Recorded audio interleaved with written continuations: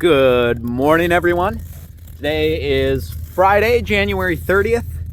It's about 9 o'clock here this morning. Let me flip you around and show you what we have going on.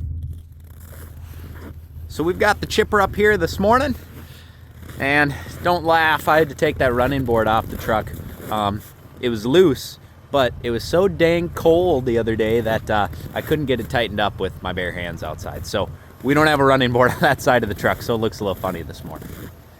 But this is our target here today. This project site we have to get into. We have a little less than 2 foot of snow up here around Orr. Well, not including the berm we got to bust through. But other than that, you know, it's not terrible, but we do have a little bit of a driveway to plow to get back there. So this is the only thing on our agenda today. That way it sets us up really good for the weekend. We're using the cold temps today because I don't mind sitting in the heated cab of a truck to plow. But I'd rather not be cutting trees when it's this cold. We had 19 below this morning on the truck thermometer when I got in, and that was at 7 o'clock, so might have been even a little colder last night. But we don't really show this too often. It's not super snazzy and fancy, but we've got an 8-foot Boss V plow for the front of this Avalanche. That's really the only reason we keep this Avalanche around. She's a little old, she's a little rusty, but I mean, it is just an absolutely beautiful vehicle for getting into job sites this time of year. It's got a really short wheelbase. So this thing is great. We can kind of snake up driveways and get them plowed out really easily. It's a great little tool. We're debating selling it and getting a different truck here this coming year, but man, I'm gonna miss this thing. It's great for plowing. So we towed the chipper up here today, and we're just gonna leave this bad boy out here on this forest road. Does not get a lot of traffic.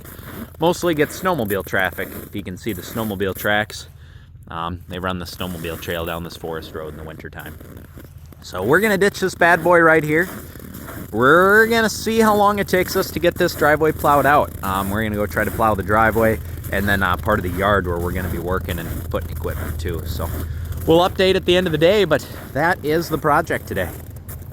All right, guys, we are successful. Check that out. Nice open yard to get turned around in. Still is gonna be a little tight with our long 1-ton and our gooseneck dump roll-off trailer, but we should at least be able to get in here and with a little bit of work get turned around. We've got most of the snow cleared around our work area here in the yard. This is just great. We got the chipper backed in here. We were able to pull up in the driveway and spin around before we unhooked it here, so we're sitting pretty good. All in all, anytime we can get this area cleaned up in here and get this nice of an area to work in the wintertime is a big plus. So these are a couple of our target trees here, and then this big white pine. You see that dead top up there? That thing is posing a clear risk to that cabin. So we're gonna go ahead and take that down, take these tall behemoths down, and then you might be able to see, you see the top of this tree that looks really crooked there?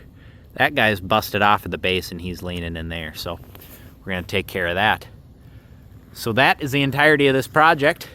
We're gonna start that here this weekend once things warm up. But for today, we got her prepped. Mission successful. We got her plowed, got the chipper dropped off.